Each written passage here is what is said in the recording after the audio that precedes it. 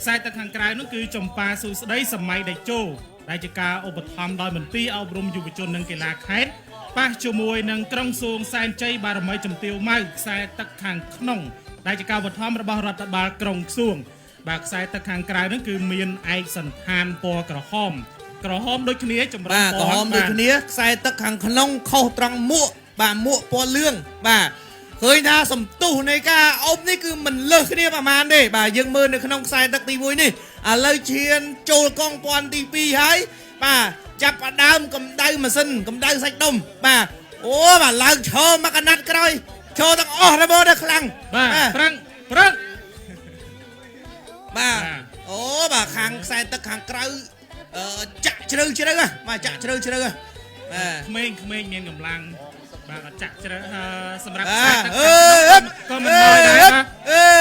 បាទកាលណាខាងនេះចេះបាទហាក់ប្រហែលគ្នាទៀតហើយតិចទៀតបាទទៅហើយបាទតើដើមខ្សែទឹកឲ្យបានកូនគ្រោះណាស់ឃើញថាខ្សែទឹកខាងក្នុងបាទខ្សែទឹកខាងក្នុងរបស់ក្រុងសួងសែនជ័យបារមីជំទាវម៉ៅបាទដែលជាទូករបស់រដ្ឋបាលក្រុងសួងយកឈ្នះទូករបស់